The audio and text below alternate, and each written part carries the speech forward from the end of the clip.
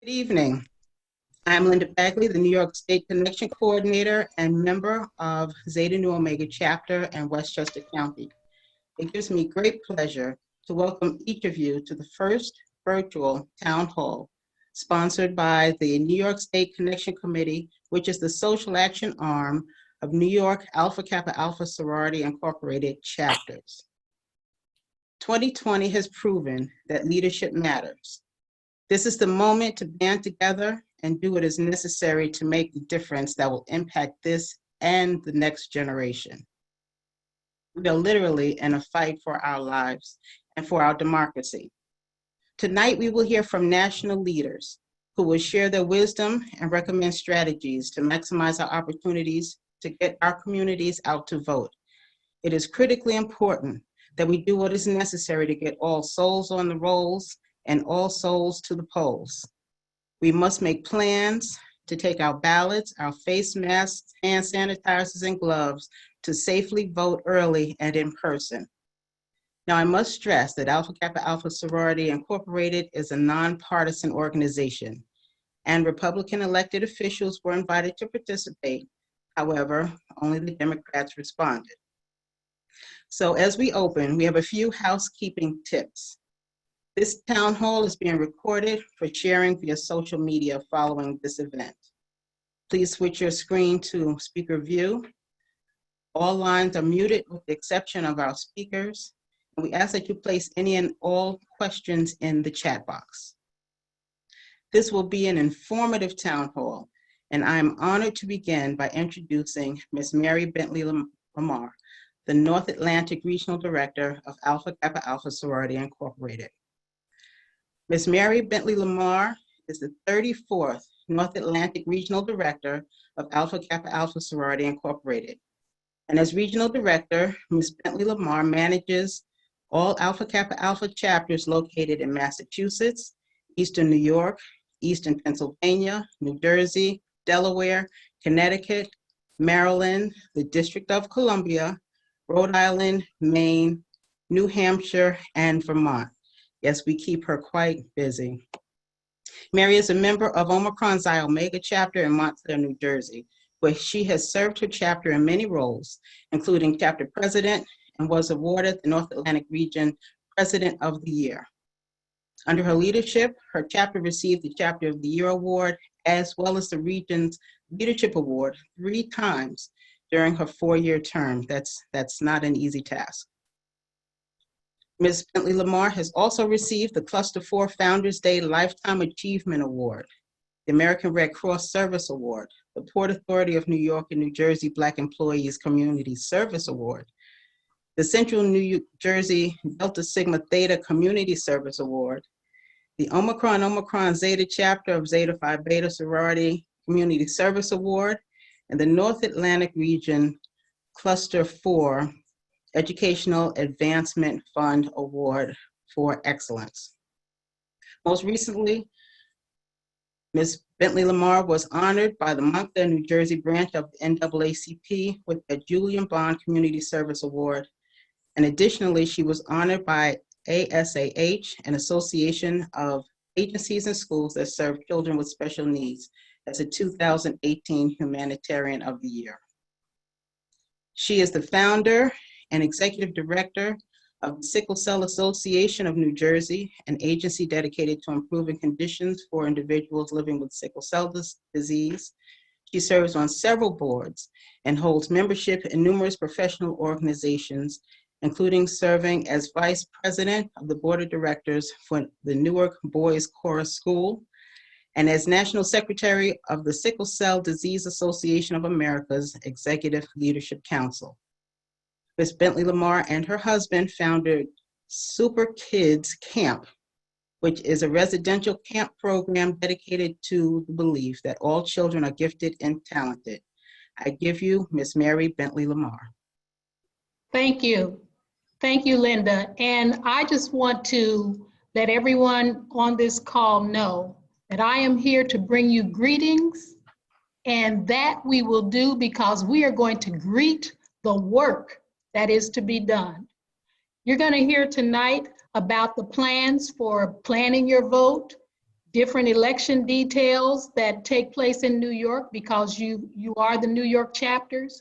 And we are going to welcome that work. We are going to greet that work to make an impact in leadership in this country. I want to share greetings also on behalf of my colleague, Carrie Clark, who is the Great Lakes Regional Director, because we share New York State with Great Lakes. They carry the western part, we have the eastern.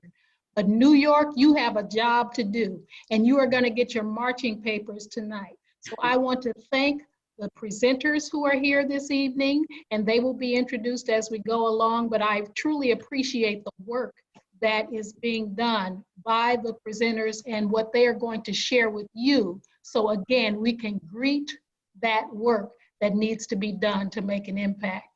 So with that, I will turn it back over to the moderators as we progress, because there's no time like the present to get started.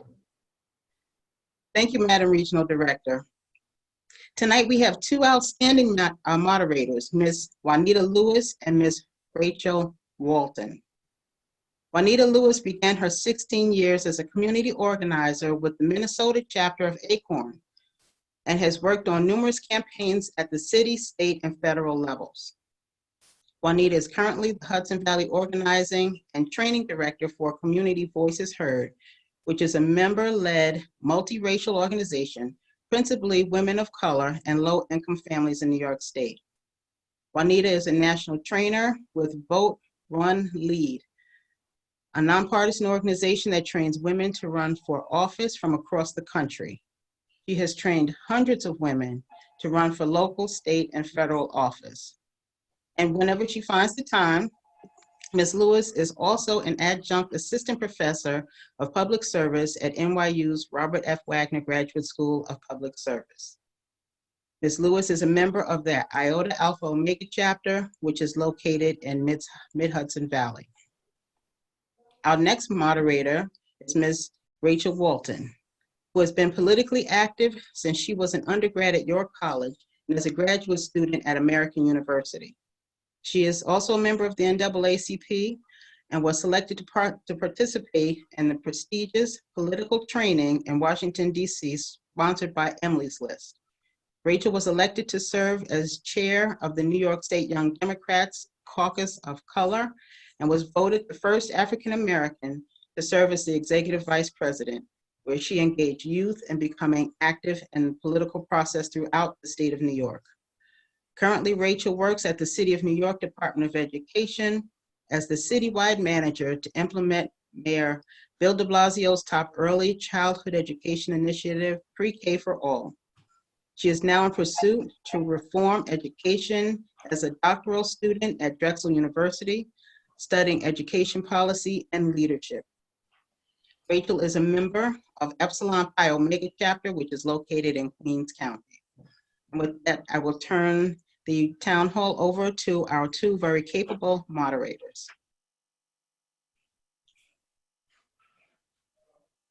Thank you, Sora.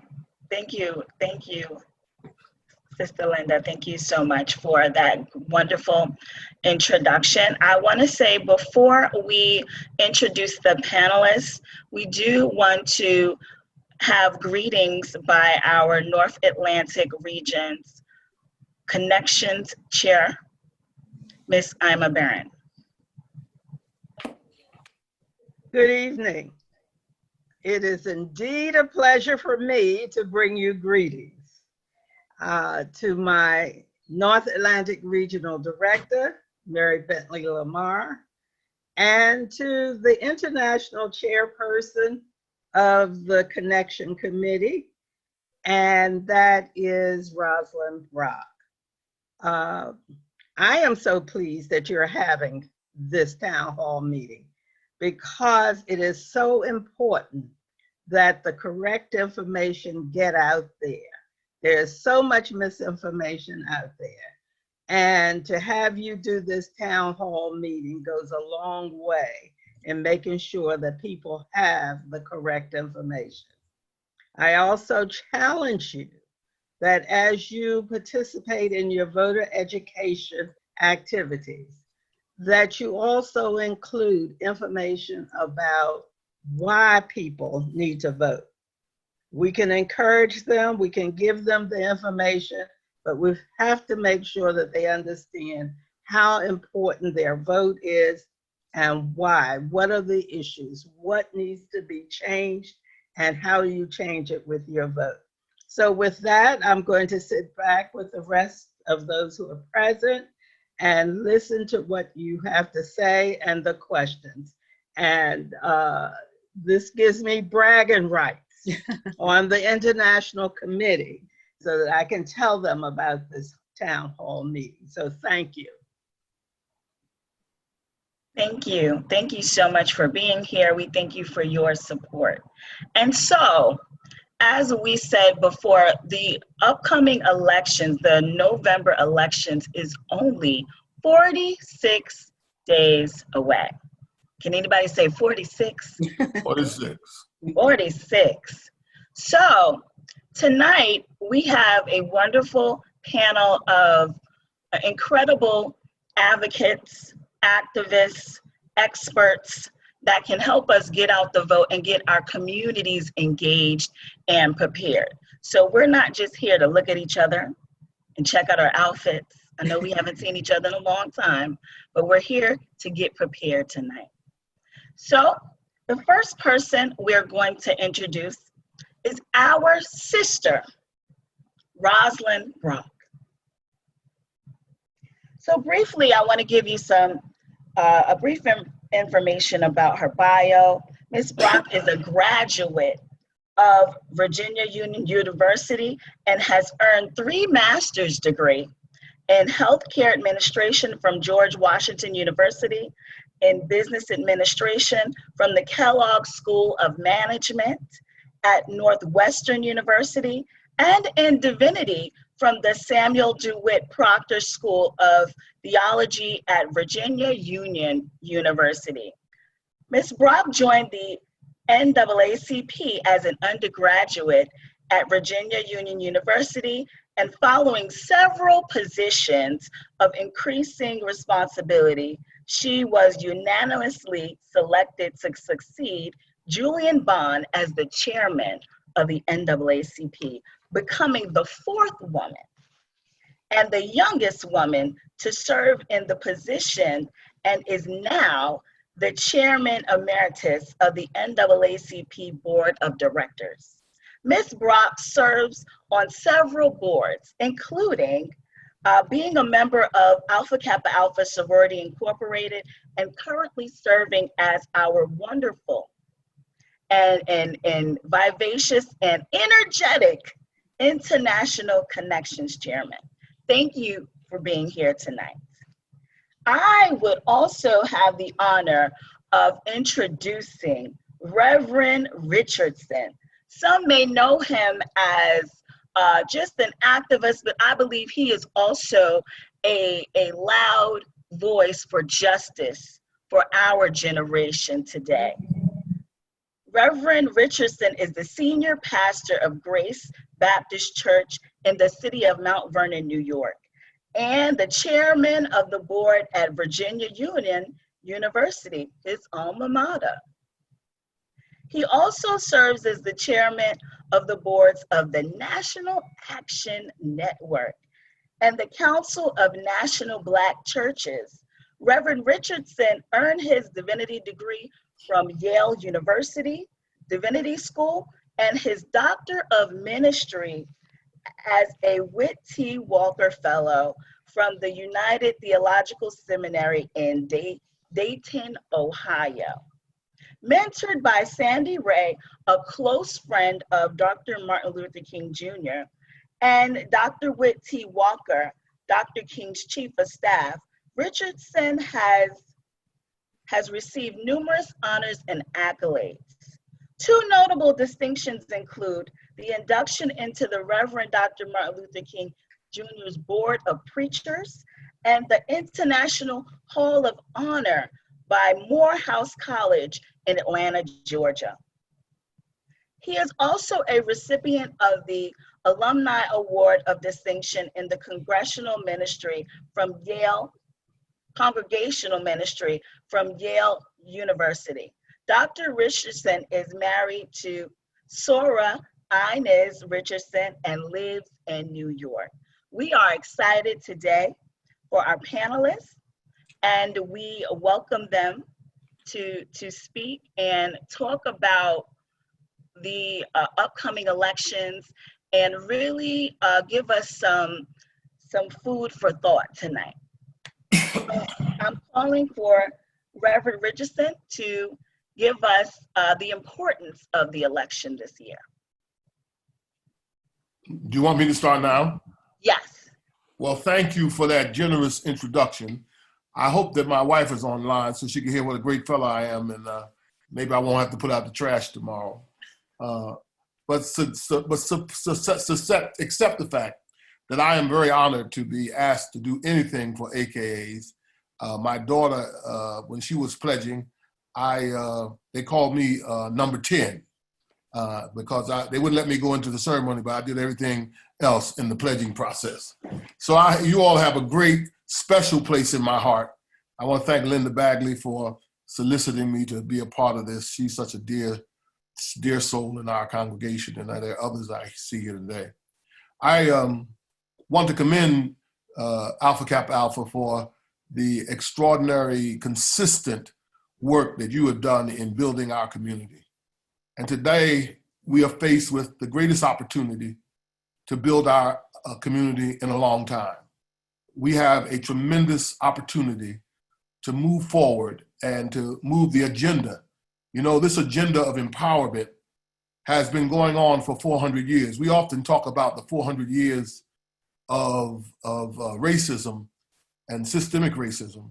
But the truth of the matter is, it's been 400 years of consistent engagement and rebuttal and resistance to the state that this country wanted to put African-American people.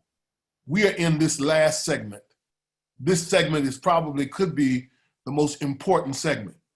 We've endured we succeeded in the segment of Barack Obama when he became president. It was an important and powerful moment, and our hearts were lifted to new heights. But in the last 4 years, we have been dashed to a new level of despair.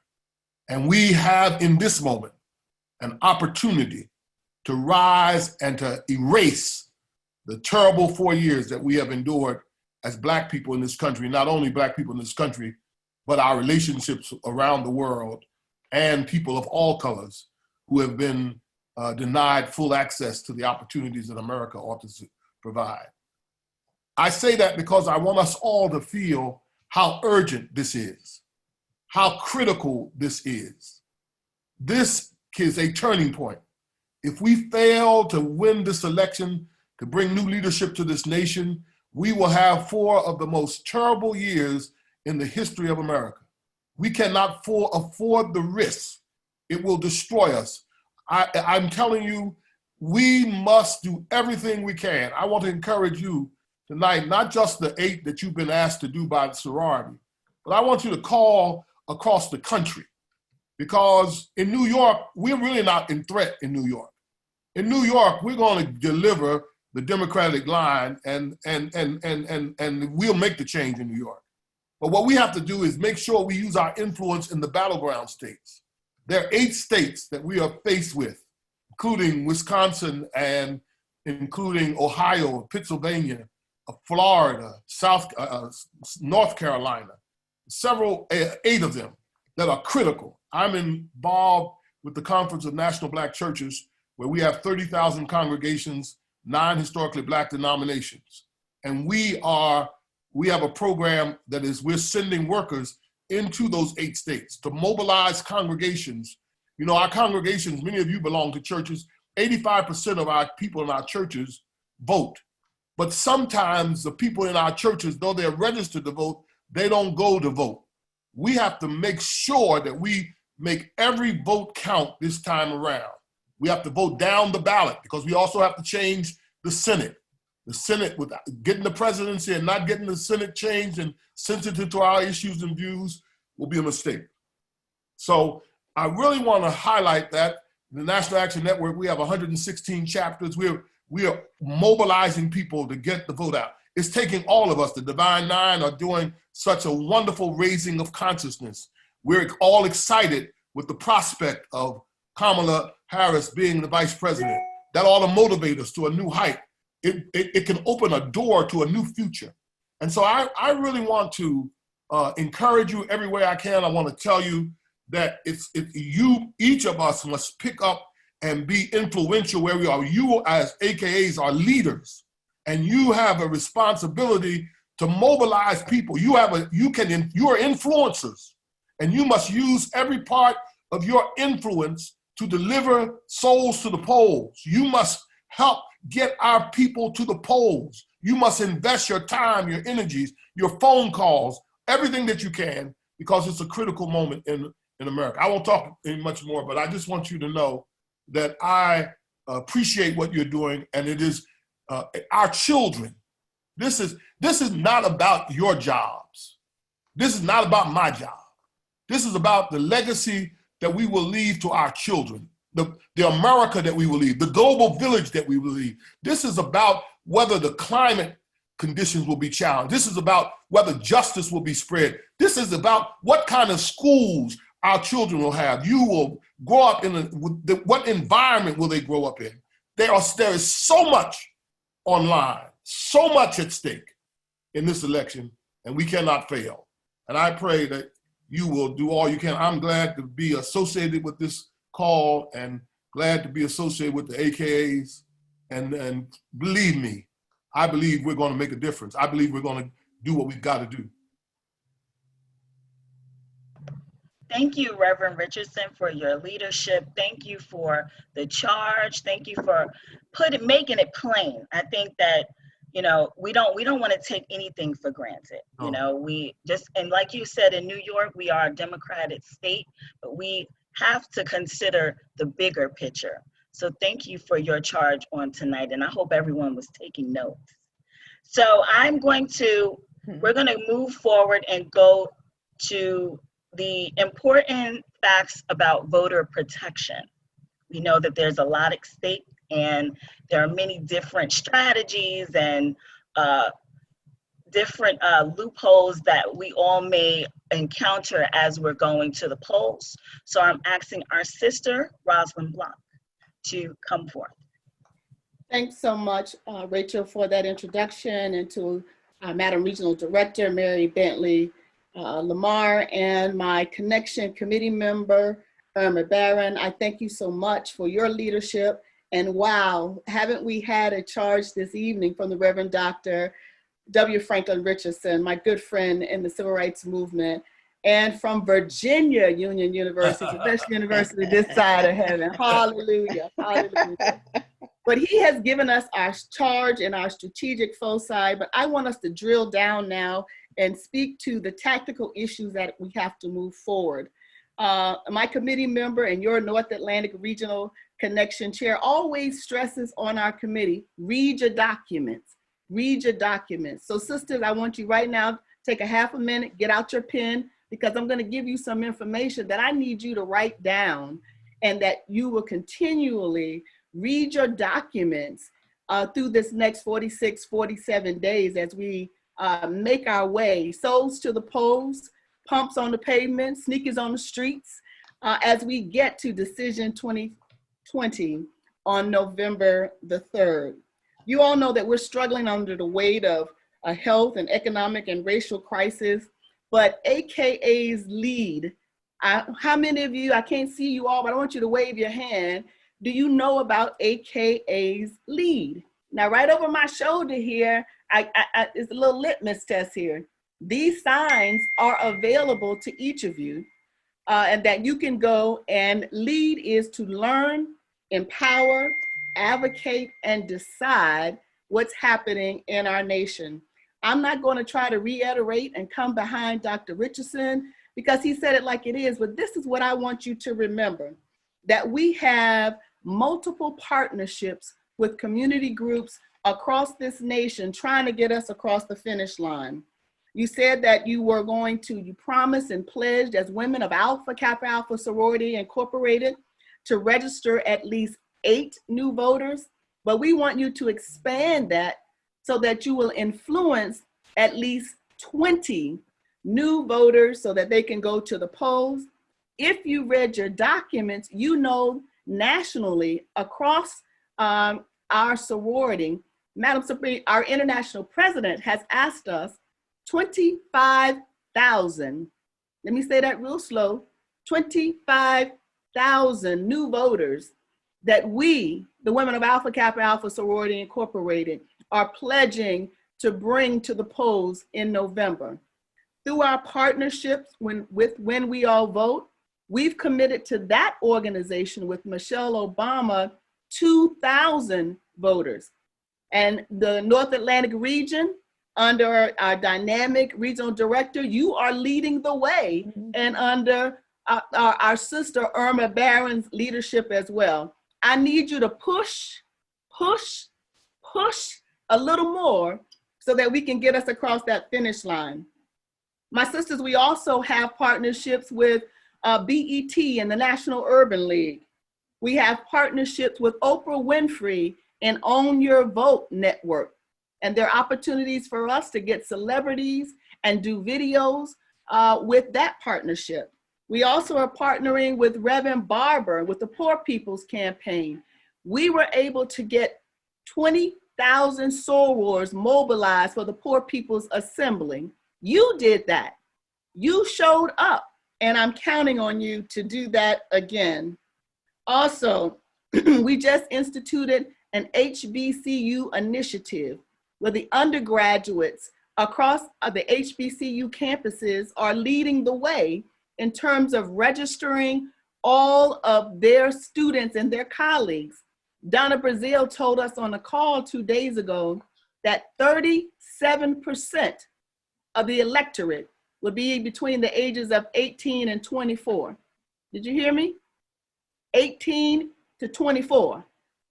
That means we have to mobilize our undergraduate sorors through social media, through campaigns to get them out, through the 37% that's on undergraduate campuses, but also our senior sorors who are in nursing homes, who are in our homes and in our networks. We need to make sure that we mobilize them as well.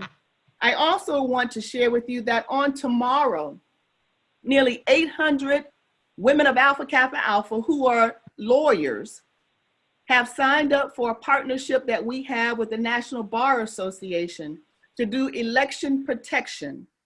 These women, these legal minds are working at the poll as poll watchers to ensure that every vote gets counted.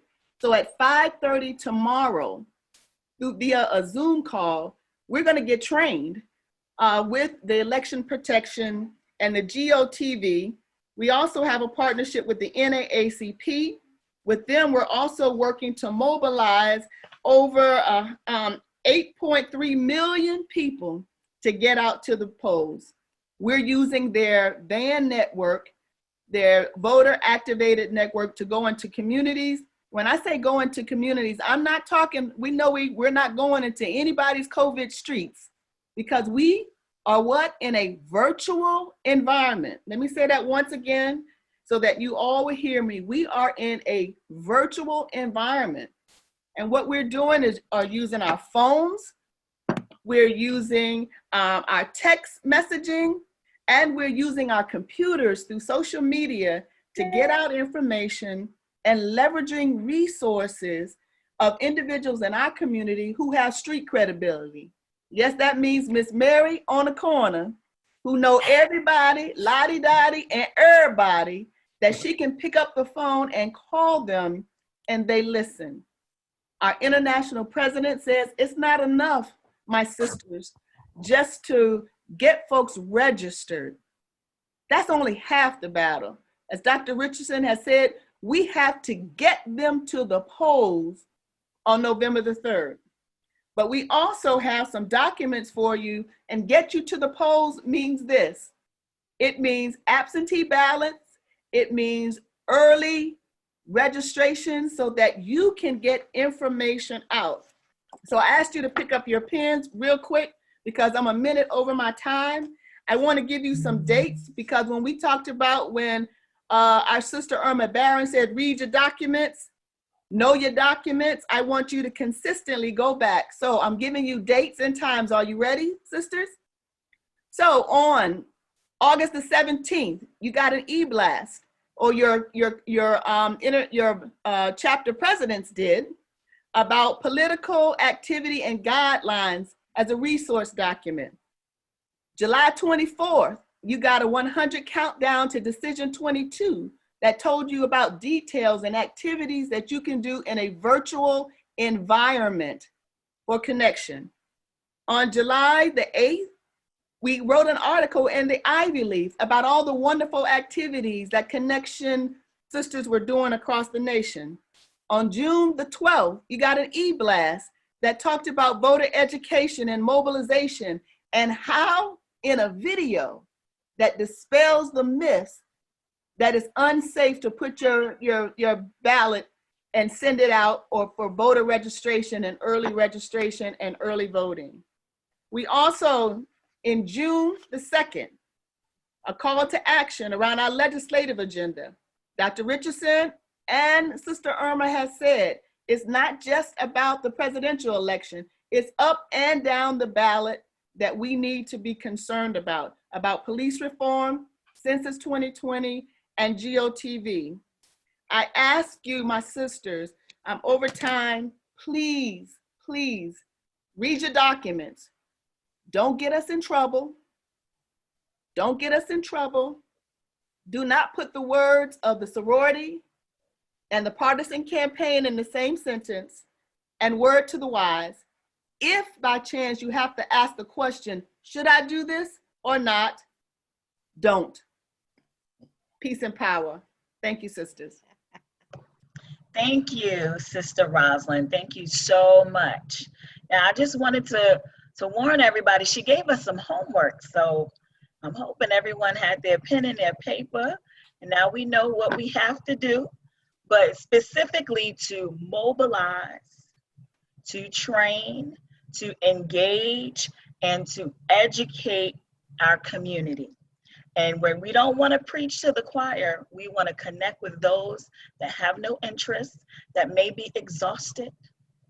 Thank you so much. Thank you so much for that information. I'm excited about what is happening and what we are doing. So to add to this wonderful panel, we want to welcome our brother from the Bronx, Michael Blake.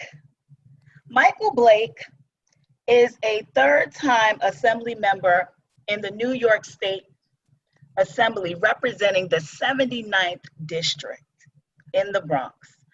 Blake has helped to lead efforts to create the first and only statewide My Brother's Keeper education program in the country, now totaling more than $56 million in 3 years.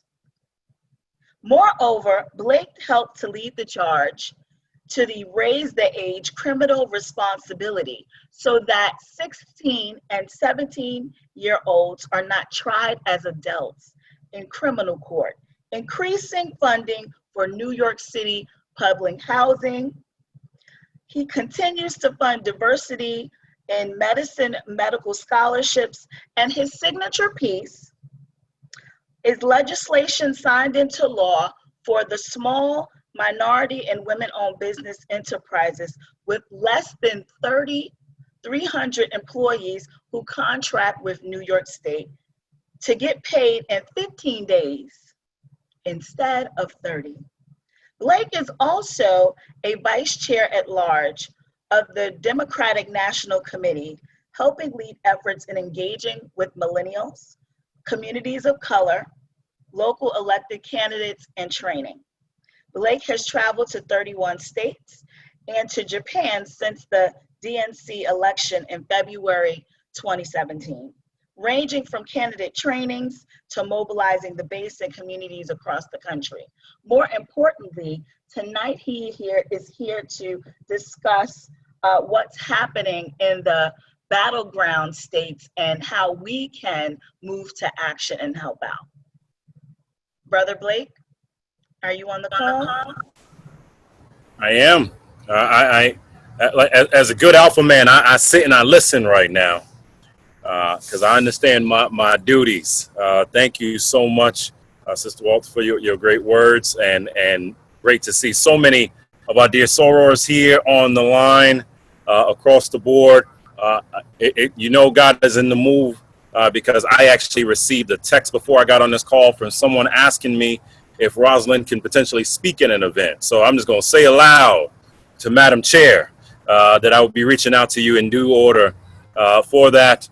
Always love to see you. To my dear brother in service in the ministry, in the church, as well as in the community, Reverend Dr. Franklin Richardson, who's allowed me the honor to minister at his church before at Grace Baptist. It is always great to see you. And to Linda and all those that assembled, thank you for allowing us to have the time on today. It is a joy to be with everybody. And let me be very clear. We have work to do. I don't care about a poll. I don't care about how you might feel right now. It means nothing if we don't win. That's right. Because for those of us that had the honor, as I did, to spend 6.5 years working for a real president, we are watching right now on a call that I did earlier with Majority Whip Clyburn, who said that it is his belief that this is the most consequential election since the election of Abraham Lincoln. Because when you put it to what's at stake, you're talking about, do we turn a country around? Or do you allow a racist, sexist, misogynistic demagogue continue to go in the order that he believes to be appropriate?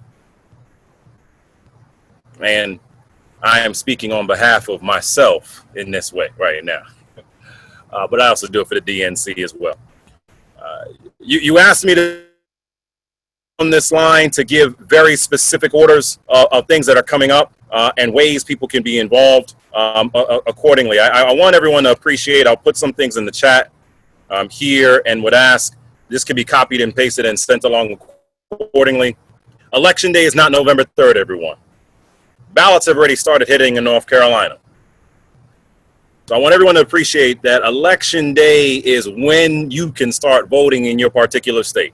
You know, we believe that we essentially have anywhere between 14 to 17 states that we will have some participation in different ways, as Dr. Richardson conveyed. Obviously, there's a more finite focus here on this.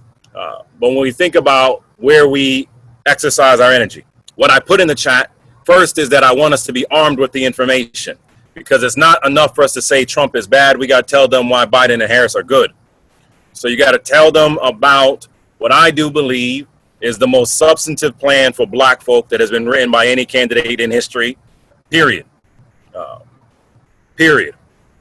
The notion of elevating the Minority Business Development Agency to assistant secretary level. The notion of putting out $50 billion throughout the government as it relates to our communities of color, in particular, community development, financial institutions.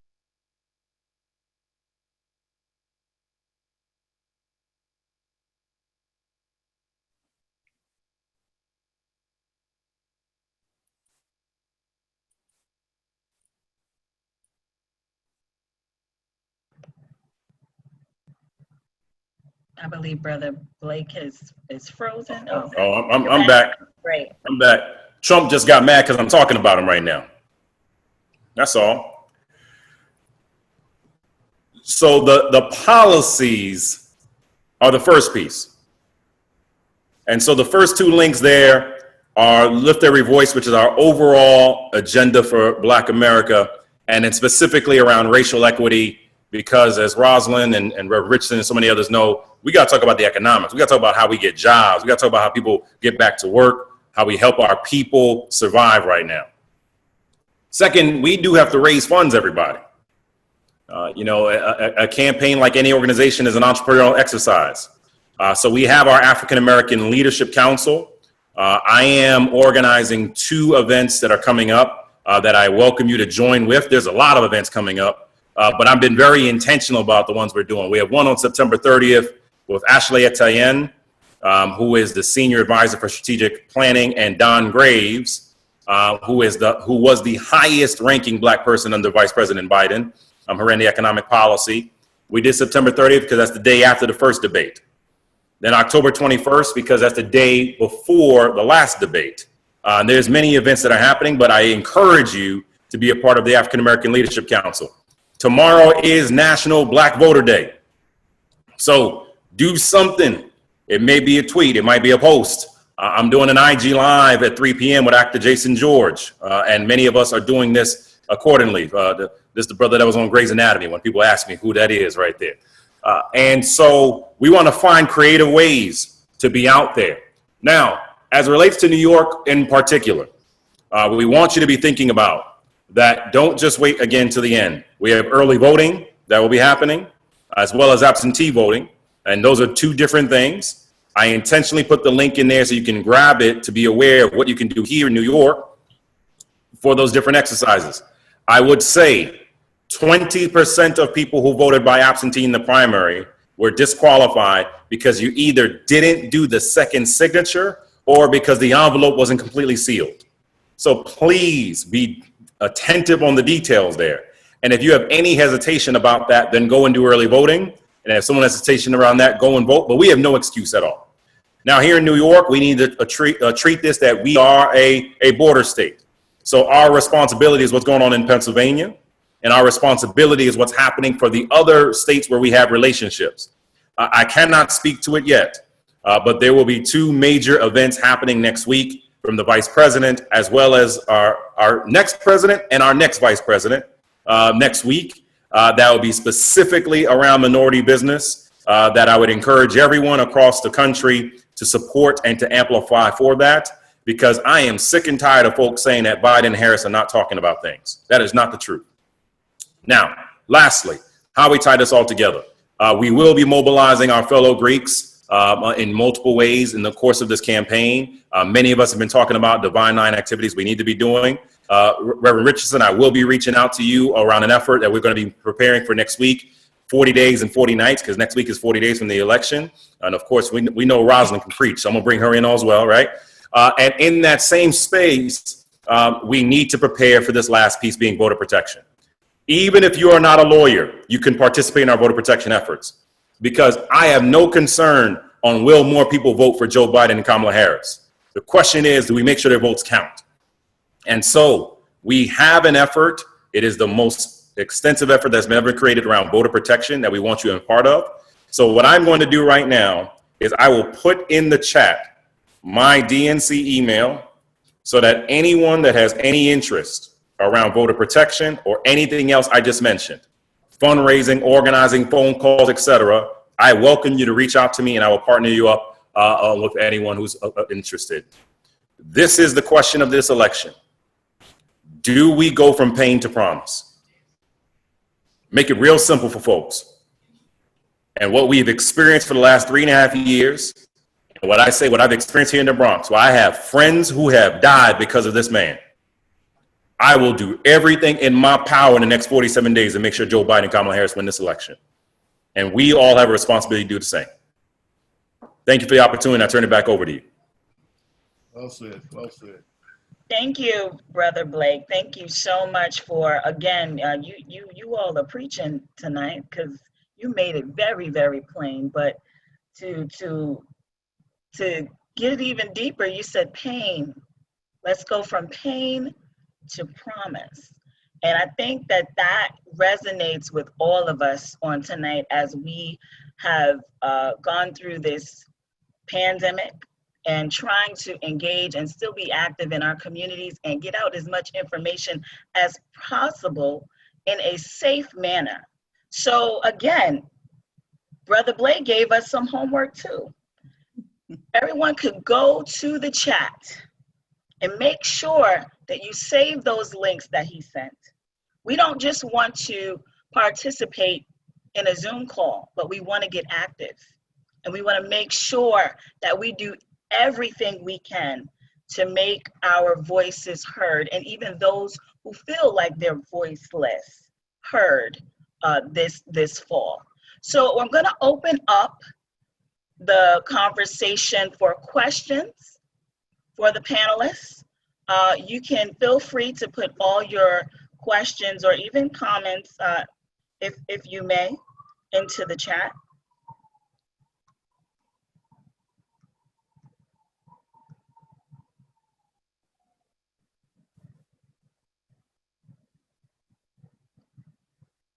Thank you. Anyone have any questions for our panelists tonight? So Diana Jones-Ritter asks, specifically, how can we support the election on the ground in the battleground states? Absolutely. And I see that second question about the progressives as well. Yeah. Mm-hmm. I had a long talk about that yesterday. So on the first piece, you will have the opportunity to virtually support our teams for 4 weeks, for 10 days, or for 4 days. The incoming is indescribable right now of people who are like, I'm ready to get to work. And how do we get to work? And so what we're saying to everyone is, if you have the time, and this practically means whether it be you, if you're saying 4 weeks, you're essentially saying you are willing to commit to virtually help the campaign consistently for 4 weeks. And that is to our local organizers in these battleground states itself, from anything they need, from organizing their Zooms to their volunteer recruitment calls, to 10 days or to 4 days. If it's just 4 days, then you're essentially helping with final voter protection. If it's 10 days, it's what's final get out the vote operations they have going.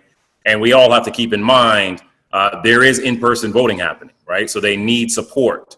And so I have said, and we are saying, if you are willing to trust and comfortably go to other places, even if you're an attorney or not, you're willing to put on that KN95, you're willing to put on that cute mask that you might have. I say, if you're willing to go outside to go get a meal, then you should be willing to go outside to help save our democracy. And so we have been encouraging people that are willing to travel. You can do that to go help with some of our particular efforts in these battleground states.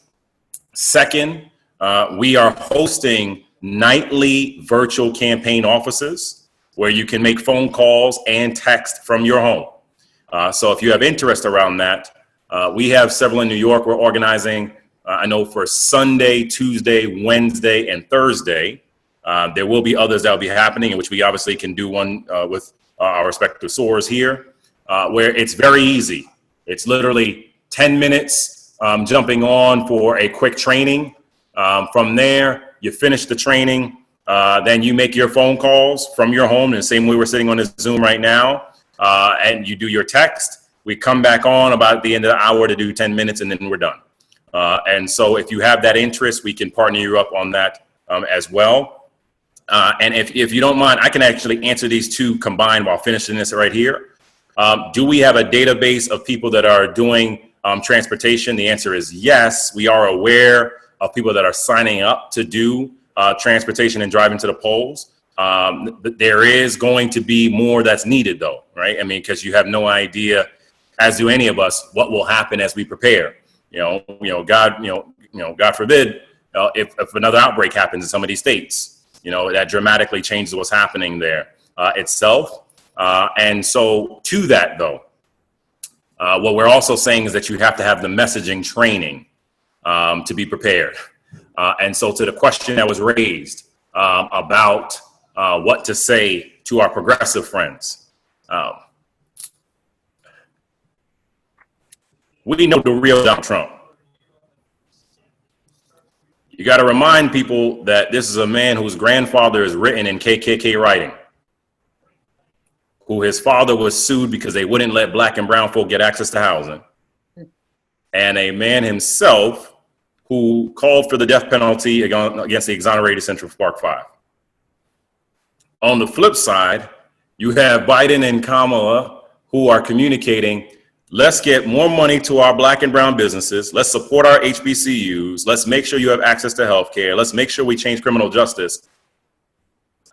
Let's not get caught in what progressive supposedly means. Progressive means, do you make progress?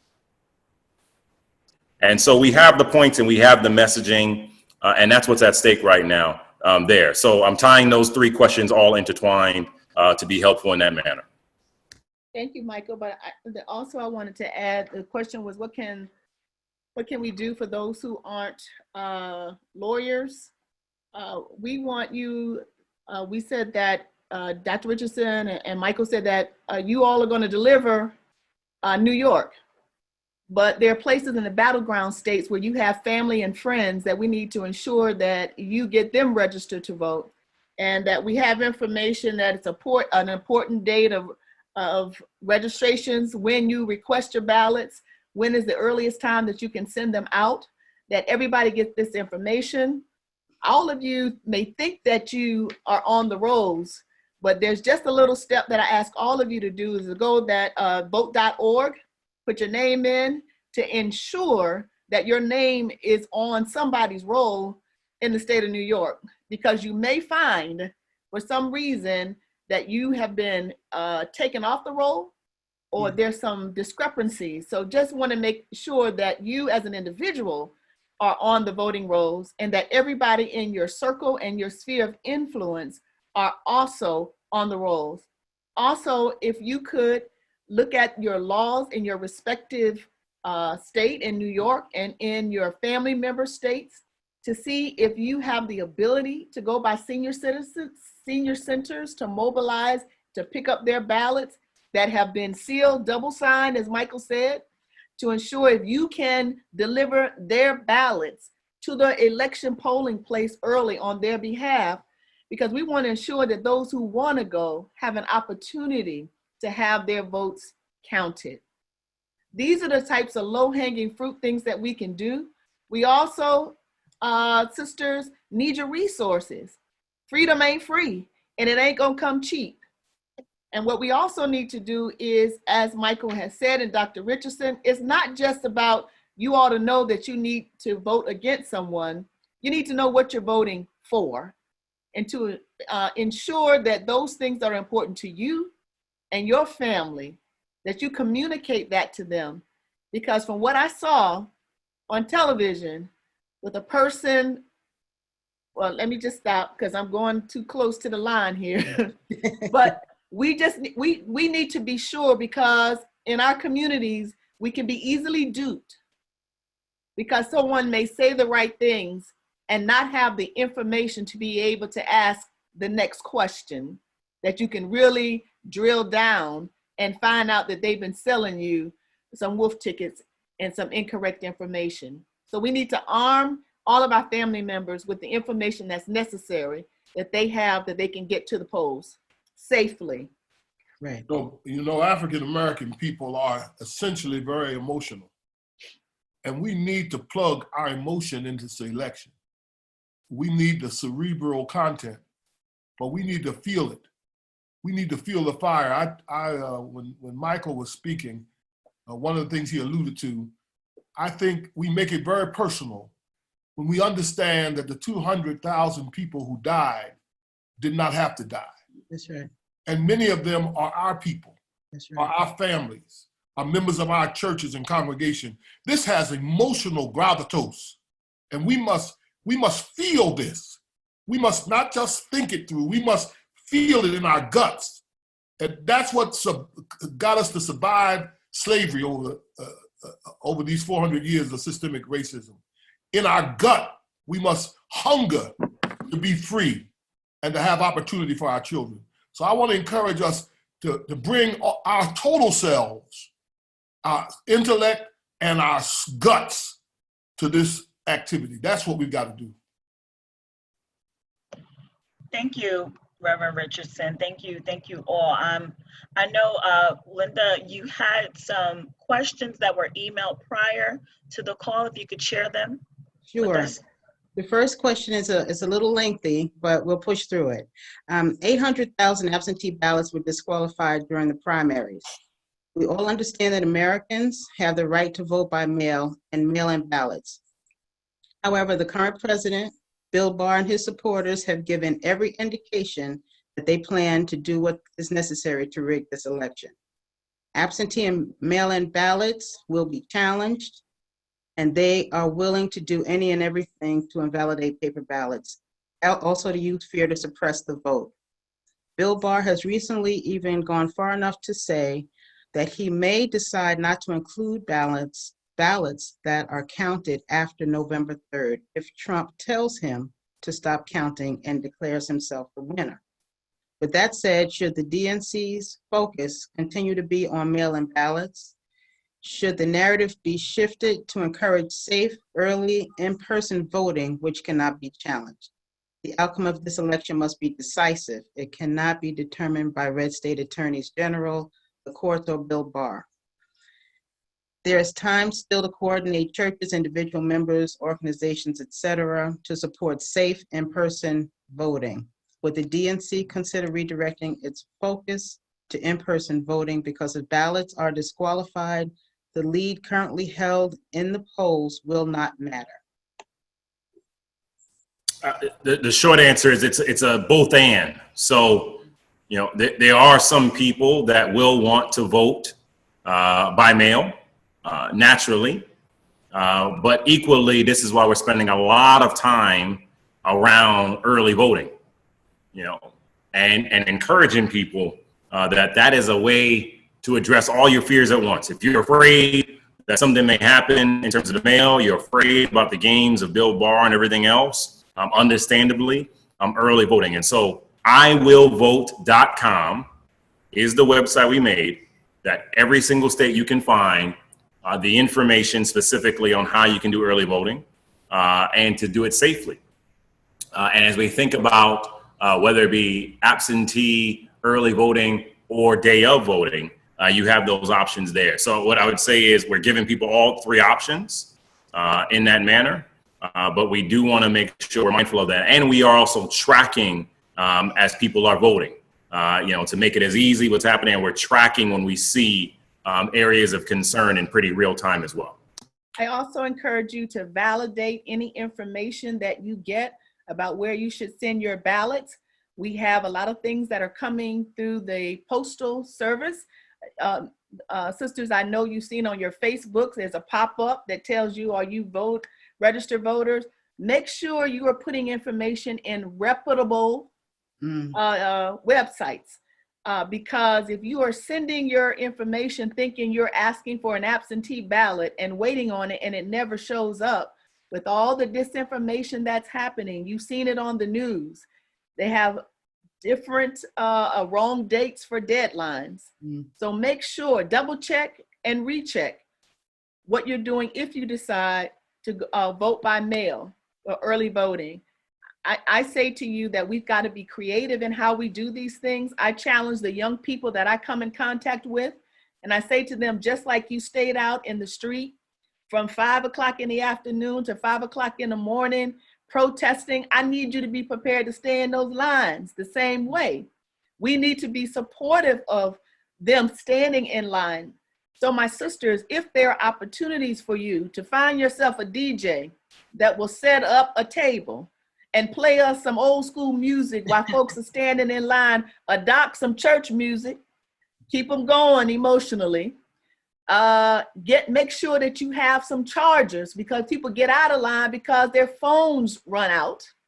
Also have somebody that has some cooking some food or has some candy and have water that we're able to give away so people will stay in line if they're making the life choice to say, I'm going to go out of my house and I'm going to press my way to have my vote counted because my power is my vote. Let's try to see if there are some creative ways for us. We know what makes us stand in line as a community.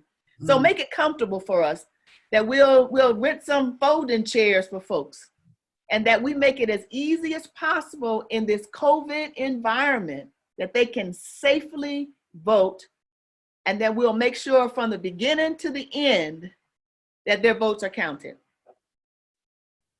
Thank you. The next question is, other than the few Joe Biden ads, there has been little advertising in New York to promote the Democratic messaging. There are hundreds of African-American marketing and advertising professionals that are willing and able to develop effective ad campaigns in the final weeks. Would the DNC be willing to engage this group of professionals? The current president has the advantage of free press by the media. Perhaps former candidates Bloomberg, Tom Steyer, and Andrew Yang can contribute to the cost for ads. We shouldn't have to rely on the Lincoln Project ads to challenge this president.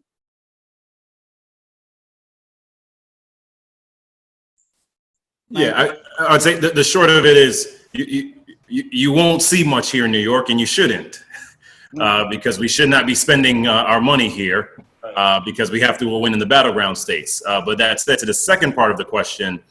We absolutely welcome the advice and the guidance that you may have as we are amplifying our spend, in particular digital as well, digital TV, radio, NNPA, et cetera. Absolutely welcome that if you want to talk about that for the other states. Okay. How can we obtain lawn signs for presidential and down ballot candidates? Sora, this is a tricky one. Let me weigh in here. We cannot, as a sorority, as Alpha Kappa Alpha women, put in partisan information with our shield or with our letters. So we have to be careful about how we do this. You can have the election 22 that we are giving everyone. I've got this. You can get these from the corporate office. Also, many of you want that pink and green. Kamala is my sorority sister, Biden Harris 2020 sign for your yard. Sisters, in your enthusiasm, this gives me an opportunity to say to you, as individuals, you can do whatsoever you like. But when you put on the 20 pearls and you wear the letters of Alpha Kappa Alpha women, please know that your actions have the potential to put our entire sorority at risk. And so I ask you again that if in fact you are individually going out, make sure you have disclaimers. You can put whatever you like in your front yard as a homeowner, but anytime you are putting on it, you can put a Biden Harris 22 sign in front of your yard, and it may happen to be in pink and green colors. But if by chance you put AKA or the shield anywhere on that sign, you are in violation of our national corporate guidelines, and you will get sanctioned. You will get sanctioned. And so I ask you, remember before I closed out, I said, if you have to ask the question, don't do it. But you can do whatever you like as individuals. But when you put on the 20 pearls and represent Alpha Kappa Alpha, please be judicious in how you move about, because we want you to be fired up and ready to go and sold out to ensure that we get the outcome of the election that we so desire. Thank you so much for that. That was for stressing that point. That was also stressed during the risk management webinar last week. So it's very important that the members of Alpha Kappa Alpha and other non-for-profit organizations take heed. However, I don't believe that question was asked by a member of Alpha Kappa Alpha sorority. I think it was a gentleman. So if the Democratic Party has lawn signs, how could they be obtained? If you wish to get yard signs, it would still be the same thing of us connecting you with the state teams here. Okay. So if you want to drop me in, I can connect you with the state team for that. Okay, we can share that information. What is the youngest age someone can serve as an election poll inspector or worker? It varies by the state, but in most places it's 16. I want to take action. I believe you've already addressed this. I want to take action. How can I register to drive seniors to the polls during the early voting period? I think myself and Chair Brock have drilled that point home. Okay. Okay. I just wanted to ask all the questions we received. So those are the questions we received prior to the call. Were there additional questions in the chat? Rachel, I don't see any. They were. We'll address those questions in the second portion. So I'm going to turn the program over to our co-moderator, Juanita Lewis. Thank you, Rachel. So good evening, everyone, and thank you for sticking with us. At the height of when we started, we had 103 people registered on the Zoom and that were highly engaged. So please keep the questions coming, keep the energy up in the chat, because now we're going to talk about some of the nuts and bolts around voting in New York State. We've heard from Sister Brock and from Reverend Richardson and Brother Blake about the excitement around the importance of voting and the reasons why we need to come out. Now we're going to talk about the actual process. And so I actually want to turn it over now to two people that are going to walk us through this process. The first person will be Sister Sophia Piard. Attorney Priard is an associate with the law firm of Fragelman, Del Rey, Bernson, and Lowy in New York City, where she has represented Fortune 500 companies throughout various industries, sectors of all aspects of corporate U.S. immigration, including non-immigrant visas, permanent residence, and naturalization. And she currently assists individuals and multinational and corporate clients with various aspects of corporate U.S. immigration, including non-immigrants, visa and permanent status. And from that experience, she's been able to handle various cases around the ability around cases in sciences and businesses, and is an outstanding professor and researcher on these matters.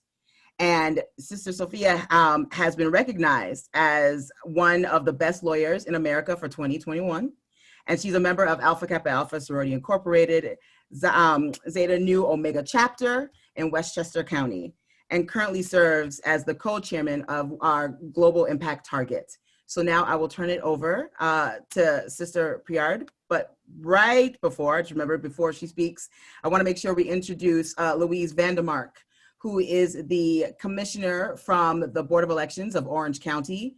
And Louise has been a part of the Board of Elections now for such a long time and has been very helpful and instrumental in getting people registered to vote, walking them through the process, working with organizations like ours to make sure everyone is active and engaged and knowledgeable about this process. So I'm excited about this next piece because we're gonna be able to tie everything together. So at this point, thank you. Go ahead, Sister Sophia. Thank you, my sister. Hi, good evening, everybody. I'm so happy to be here, to be joined by such esteemed colleagues. I'm fired up and ready to go, even though I'm a bit tired, but I'm gonna get over it. So you did read my bio, and I in my day job, I'm doing mostly corporate immigration law, but I do provide pro bono legal services to people in need. And the people in need that we're going to talk about tonight are our refugee population. So those are immigrants who are outside of the US, trying to come in because they're trying to get protection in the United States because they are suffering some sort of harm in their home country. And when they are facing that harm in their home country, they are coming to the US looking for refuge. There are specific processes that they have to go through in order to actually come to the United States. And that process could take well over 2 years, just to be screened, to go through health screenings, and then to ultimately reach our shores through the support of non-governmental organizations. Once they get to our shores and they enter as refugees, the story's not over. They want a path to citizenship, because what does citizenship afford? Ultimately, that seminal right of the right to vote, which is of critical importance as we've discussed today. So we've talked about our communities, our Black and Brown brothers and sisters who need to mobilize and vote. But in that community are also our refugee population. These could be individuals from sub-Saharan Africa, from the Congo, from Sudan, right? Who look like us, but have very different stories. But once they reach here on our shores, we want to make sure that they become true Americans. So it's important to give them information on what they need to do to become Americans and assert their right to vote. In order for refugees to be able to become citizens, they first have to become green card holders or lawful permanent residents. So they've waited 2 years, finally got into the US after all the screening. They're here. As soon as they come as refugees, they get authorization to work. They're told to pay their taxes, right? Obey the laws of the United States, don't commit any crimes, go to school, become active parts of our community. After being here in the US for 1 full year, they're then eligible to apply for the green card. And that's actually an application that must be submitted to the US Immigration Service. That application process does take some time for the government to process and approve. There's an interview process as well for the refugees. It could take a year or so for the application to actually be approved. So that's 1 year after they enter, file for their green card, proving that they haven't been a threat to the US, they've abided by the laws. Once that application for the green card has been approved, it'll actually be backdated to when they were admitted to the US. So if they were here for a year before applying, it's backdated to that date of admission. Once they have the green card in hand, they're then waiting until they've been in the US for 5 years to be able to apply for citizenship. So some of the fake news you hear out there are illegals coming here and they immediately take jobs away from US citizens. But this is such a long process, and these refugees come in a legal status, right? So once they become citizens, which is yet another process, depending on where you are. In New York State, I think the fastest jurisdiction is probably Albany, and which I think is about a 6-month process for the application. Here in New York City, it can take anywhere from 2 years to over 2 years for that application to work its way through, right? So these individuals have to be people of patience because it takes a long time. But ultimately, when they apply for naturalization, they have to be at least 18 years of age. They have to be people of good moral character. They haven't been a threat. They haven't been convicted of any crimes. They have to show proficiency in English. They have to pass a US history and civics test. These are all parts of that application process, and they go before an immigration officer who conducts the test verbally. And then once they pass the test, they're then sworn in. They have to swear to take an oath of allegiance to the United States. And upon approval and swearing in, they are then US citizens. And at that point, they can exercise their right to vote. If you followed the timeline that I've just outlined, people who have entered the US as refugees in 2014 can now, 6 years later, actually complete that naturalization process and be eligible to vote now. So it's important as we think about our community, as we expand who we want to mobilize, we should make sure that those refugees who have actually naturalized are also exercising their right to vote. As we said earlier, one of our sisters said, we take nothing for granted, right? The Reverend Doctor said, New York will deliver. Well, New York is a refugee family jurisdiction. And so we've got to mobilize our refugee population who are naturalized citizens to also join us and to get out the vote. And that's my presentation.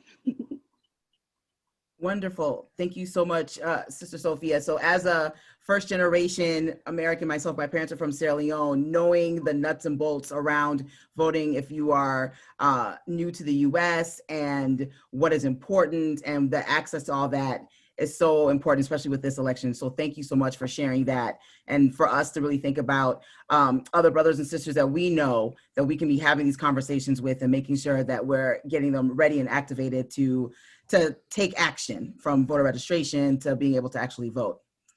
And so I am going to double check and see if Louise is still on the phone, because Louise had to call in because she's out there doing the work to make sure that people are being able to vote. So Louise, are you still with us?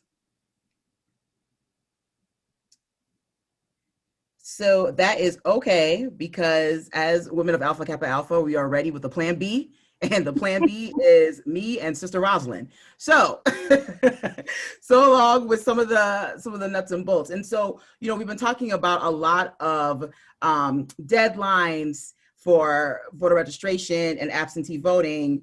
So I just wanted to make sure that everyone on the call had some very important dates that are coming up. So one of them is for voter registration. So September 22nd is National Voter Registration Day.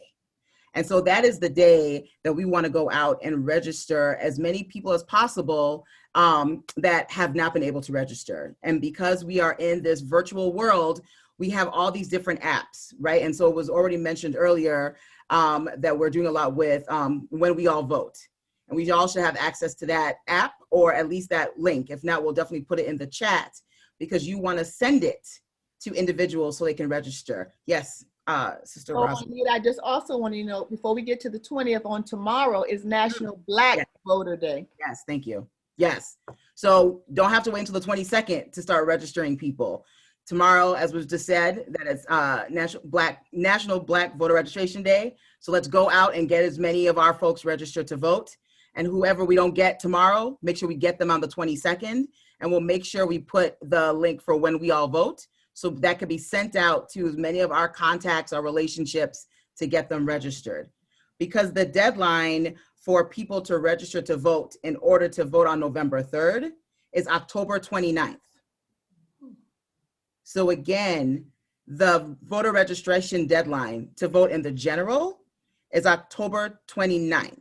No. Oh, I'm sorry. It's October 9th. October 9th. I'm sorry, 9th. I'm sorry.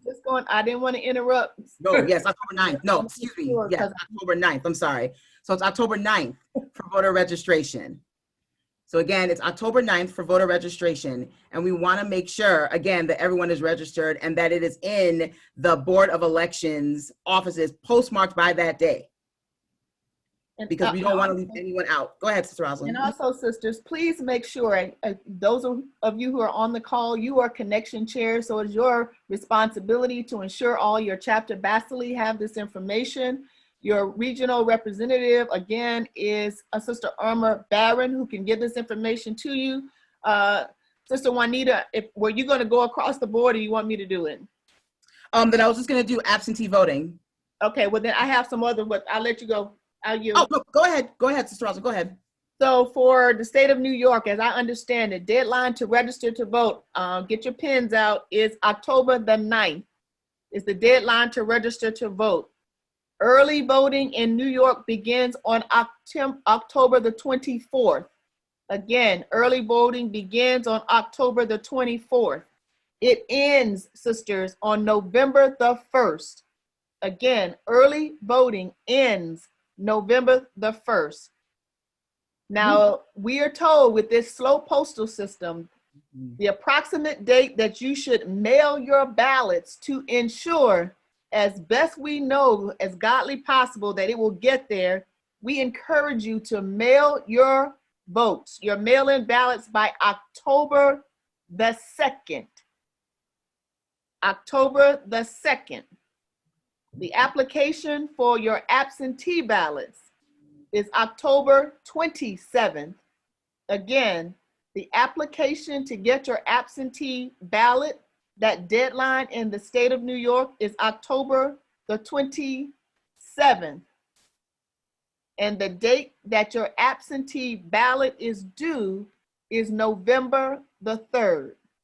November the 3rd. So Sister Juanita has this information. Connection chairs and representatives, you should have this information as well, to get this out to everyone. I see somebody sent something in the chat. Did I misdo a date? Okay, it's there. And your regional representatives have this. We can send you this document. It's your cheat sheet. We can get this to all of you. So when you ask what you can do if you're not a lawyer, call all your friends in all these states, send them this information so they will have it as a resource of when they need to request their ballots, mail their ballots, and the deadlines to get it in to ensure that it's counted. Thank you so much, Sister Juanita. Thank you. May I add also, we are going to include that in the next e-blast that I believe is going out either later tonight or tomorrow. So all those deadlines for the states in the North Atlantic will be included. Mm-hmm. No, that's perfect. And we want to make sure that we have all those dates for all those deadlines, because we don't want to miss anything. And we don't want individuals to go to the polls thinking that they're all ready to vote, and then there's an issue, and then someone's discouraged and isn't able to participate or no longer wants to participate because of that. So we really want to make sure that we do our due diligence around knowing the deadlines, informing our relationships, our networks, what those deadlines are, making sure that we put that all over our chapter social media pages, our individual pages, and everything. So there should not be anyone that we are in relationship with that doesn't know the various deadlines for voter registration, early voting, absentee voting, and what have you. And I know sometimes— Juanita.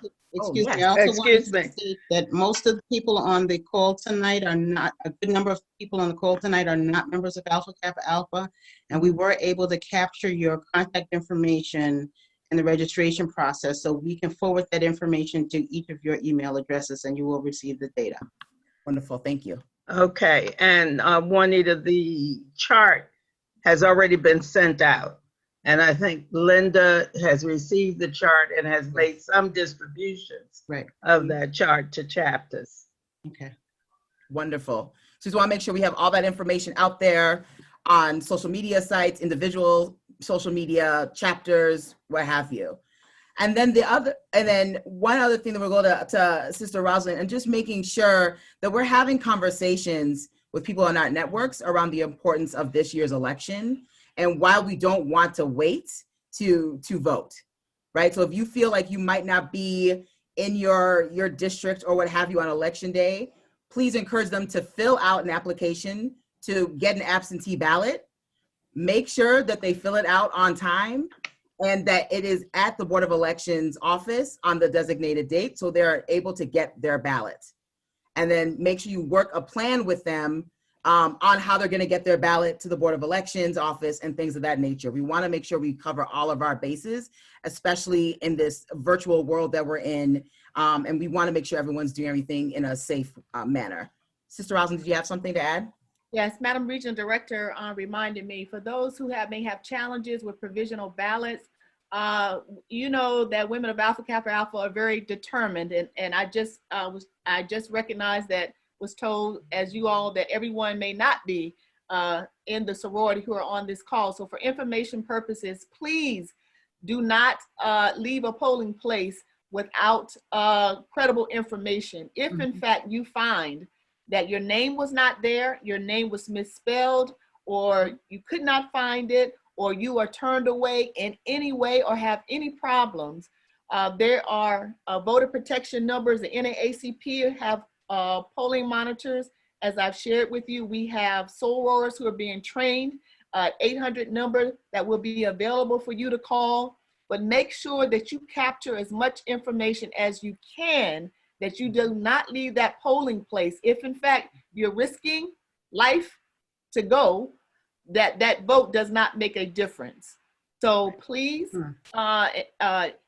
there is a way that once you send the ballot in some states, you're able to see whether or not the Board of Election has registered receipt of that ballot. And if your state provides that, make sure that you're able to get that information, that when you send it in, that somebody acknowledges it on the other side.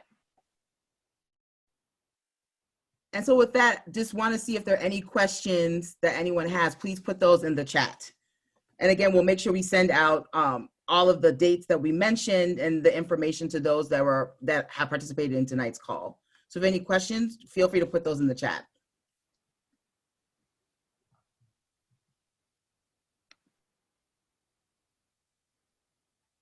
Yes, so there's information saying that in New York, you can apply for an absentee ballot online and then it's mailed to you.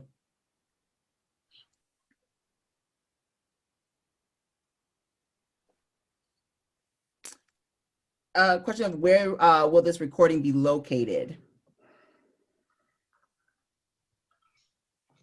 It will be on the Madam Regional Director. I believe the tech team says they will post it on the North Atlantic Region's website.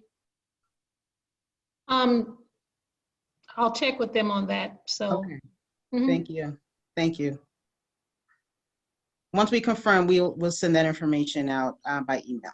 Hi, this is Liz, the Regional Comms Chair. If Madam approves, we can post it on the region's website as well as our social media pages as well. So that's not a problem. It's done. All right. There you have verbal approval. Done and done. Just to give a plug, at AKA Social Action is our social action Twitter account. We have graphics, we have information and timely information and deadlines for connection that you can just like, post, and retweet so that you can get the information out. We follow the North Atlantic region because of the dynamic leadership that we have under our Madam Regional Director. So, and we follow leadership. So we want to make sure that you're getting the information in a timely manner so that we can do what we need to do in excellence. So there's a question in the chat that's asking if you ended up requesting a ballot, but then you're able to go and vote early. Is that an issue? And I thought I saw Mr. Blake. So again, the question is, you've already you want an absentee ballot, you filled out the information, you've gotten a ballot, but then realize, oh, I can actually go and do early voting. Is that an issue? Not a problem at all. I have to jump for a briefing call from the campaign, but it is not an issue at all. If you receive the ballot,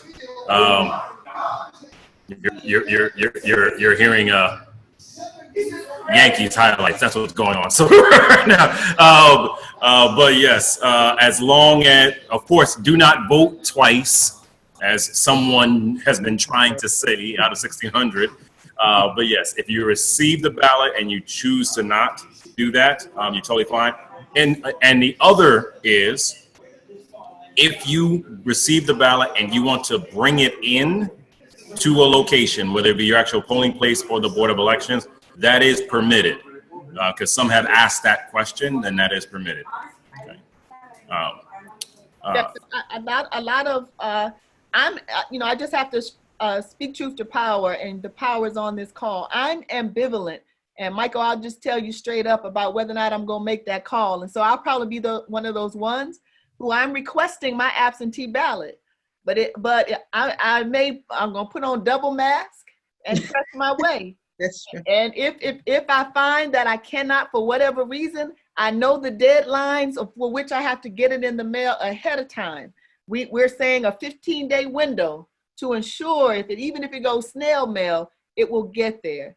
The point is that you have options. So if you don't think you're going to be able to do it and you have it in hand, as Michael has said, make sure you sign twice and seal. Once on the ballot, seal it, and once again over the seal and take it. If you don't want to go into a place, you can always do a drive-through and put it in the election box. Yes. There are lines, you just snake your way through and put it in the election box that's outside of a polling place. Also, I say to those who are on the call, make sure you know where your polling place is before the day of election, because you will find in some states, they are limiting the polling places. Mm-hmm. I found that out in my primary, where I used to go to vote. I went there, no one was there. It was dark, and there was no directions whatsoever about where to go to the next polling place.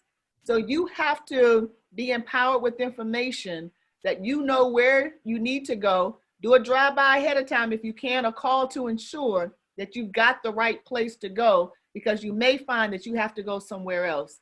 It's dangerous times right now, and we just need to make sure that we understand it's a serious matter.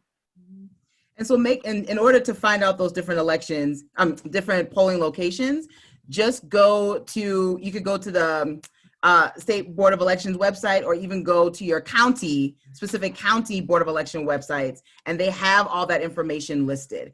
So they'll have the early voting dates, the early voting locations, where to go vote on November 3rd, all of that. And we're encouraging many people to make a plan of voting. So thinking about how you're gonna vote, what time you're gonna go vote, if you're gonna go in person, do you do everything you needed to do? Do you have your mask? That's the important thing. We wanna make sure people are safe. Are there people that you wanna call, what time, all of that, to make a plan in order to go. And then there was another piece in the chat that just wanted to remind us that if you have any college age adults, young adults living with you or away at college, make sure that they fill out an absentee ballot application in order to receive that ballot, so they can go ahead and vote. If they're out of state but want to vote in New York, that they have that absentee ballot already, application filled out, they've received it, and they're ready to send it back, because we definitely want to make sure that all of that is done in time. And just checking to see if there are any other questions. There's a lot of good information in the chat, so we'll make sure that we save it and that we send it out to everyone. And so if there are no more questions, I want to turn it back over. I'll say one thing, if I can, Juanita. Yes, go ahead. Forgive me, because it's been referenced earlier, and I just want to tie this together. Postage for New York, your postage is paid, okay? Because someone has been asking that question. It automatically, you request it for your ballot, it paid for the envelope in either direction. However, think about how many votes were invalidated. And if I could be very direct, I should have probably won a congressional election. I am encouraging you, if you have found the way to go outside for things that are less meaningful than saving the country, I would encourage you to put on your mask, put on that beautiful pink and green, and go vote. Without your letters. Please. Without the shield. And yes. And to that, the faster you vote, the faster then you can go help us get someone else to go vote someplace else. So I'm spending a lot of time, again, it'll make more sense next week when some things go public. We're spending a lot of time with a lot of our athletes around the country who are going to get very involved, as you will see. And part of this is we're telling people, vote early so that then you can go help us and volunteer. The last thing on this, we have a lot of firepower on this line. You should be asking for your companies. There's a lot of companies that are now going down the road of permitting people to take the time off, paid time off on election day, giving them the opportunity. If your company has not discussed that already, you should also discuss that as well. A lot of people are starting to do that, and we want to make sure you're thinking about that as well. Okay. Well, thank you. Thank you. And I want to turn it over to Sister Linda to close us out and talk about some next steps. Sure. Just before I do, I just wanted to mention that Sister Martha said that for early voting in New York, you can vote at any location within your county, but only during early voting. I want to take this time to thank the North Atlantic Regional Director, Mary Bentley Lamar, and our North Atlantic Connection Chairman, Ms. Irma Barron. It's hard for me not to say Sora, I'm trying. And our outstanding panelists, Assemblyman Michael Blake, Sister Rosalind Brock, and my pastor, W. Franklin Richardson. And be ye always prepared. I want to thank our sisters Rosalind and Juanita for standing in for Miss Louise Vandermark, who was the Orange County Board of Election Commissioner, who was unable to reconnect to the call. I also want to thank my Zeta Nu Omega chapter sister, Sophia Piard, for providing vitally important election processes for refugees. A special thanks to our wonderful moderators, Juanita and Juanita and the North Atlantic Regional Tech Team, who has saved us this week. And I also want to thank each of the 103 participants who logged in this evening. This town hall ran long, but the majority of you have hung in there because this was an amazing town hall. I just want to thank everyone for providing all of this information. There's so much to do. We've heard several times tonight that we need to get busy, get active. We're 40 plus days away from one of the most important elections in our lifetimes, and we really have to get to work. As a call of action, we're asking everyone who's remaining online to take the lead pledge. And that pledge says, I state your name, and I know you're muted, commute to be of service to my community, my family, and self-influencing 20 or more people to vote in the 2020 elections. I will and can register and vote.